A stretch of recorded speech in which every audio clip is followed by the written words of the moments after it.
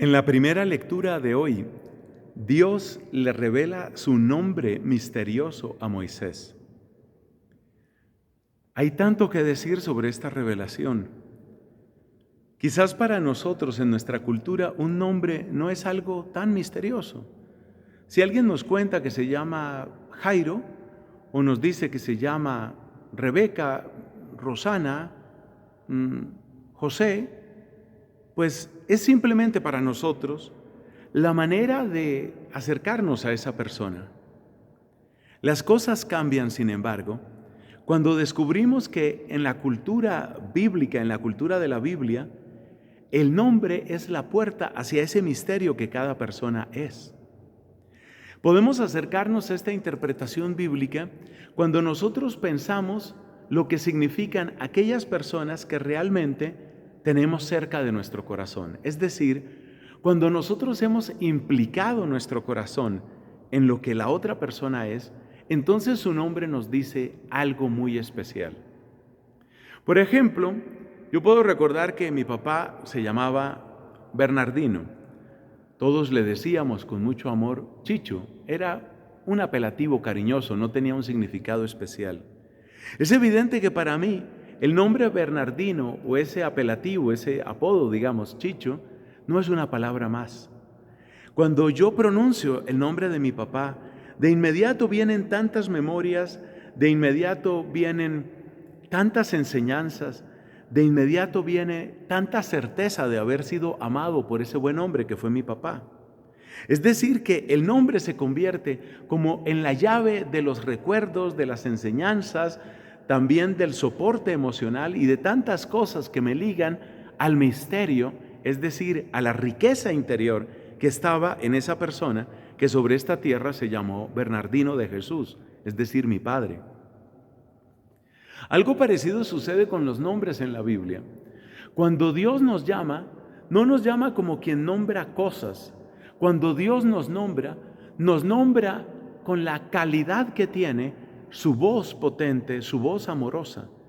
Por eso vemos que cuando Dios da un nombre a una persona, ese nombre siempre entraña el misterio de la persona, repito, es decir, la riqueza interior de lo que es esa persona y de la misión a la que está llamada. Pero hoy estamos hablando del nombre que Dios cuenta de sí mismo, es decir, como de la puerta, una puerta que se abre, una rendija que se abre dentro de ese espacio inmenso, ese espacio infinito, que es el misterio de Dios.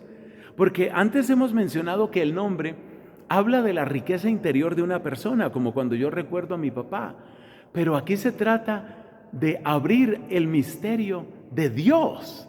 Es decir, todo lo que Dios es, que por supuesto es absolutamente inagotable.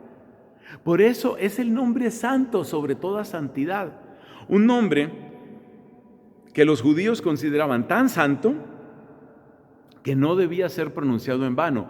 Y para no correr el riesgo de pronunciar en vano ese nombre, pues simplemente no lo pronunciaban, sino que ellos utilizaban otra expresión, como decir Adonai.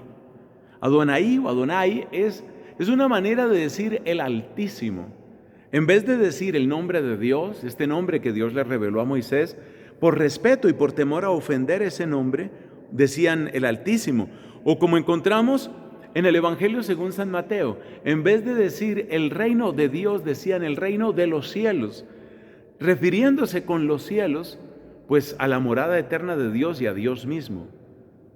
¿Qué podemos aprender nosotros de ese nombre tan particularmente rico, tan denso, tan misterioso que Dios le comunica a Moisés? ¿Qué podemos aprender?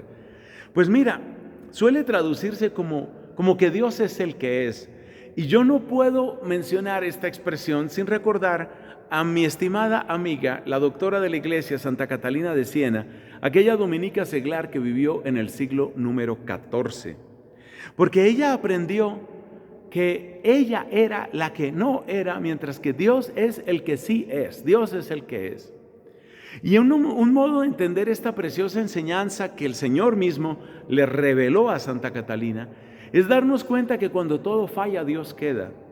Cuando nosotros mismos nos agotamos, nos cansamos, nos decepcionamos, decaemos, Dios sigue siendo. Cuando los imperios de este mundo se hunden bajo su propio peso, que usualmente es el peso de sus codicias, Dios sigue siendo. De hecho, ¿cuántos imperios y cuántos poderosos han declarado la muerte del cristianismo? Prácticamente desde mi infancia recuerdo que se ha declarado la muerte del cristianismo. Nietzsche, prácticamente unos 100, 120, 130 años atrás, decía, Dios ha muerto. Antes de Nietzsche, Augusto Comte decía, el cristianismo se va a extinguir en pocos años y voy a predicar yo mismo la religión del positivismo en vez del cristianismo. Muchísimos siglos atrás, los emperadores romanos pensaron que con sus torturas refinadas iban a acabar el nombre de Dios, se iba a dejar de pronunciar el nombre de Dios. Y sin embargo, Él es el que es. Los imperios van cayendo, las arrogancias de este mundo se van derrumbando, las pretensiones de grandes y muy soberbios hombres se van al suelo y Dios sigue siendo porque Él es el que es. Acerquémonos con amor a este nombre. Pidamos al Señor la gracia de encontrar la riqueza que está detrás de este nombre y sepamos que Él es el que permanece cuando todo parece haberse extinguido. Él es el que es.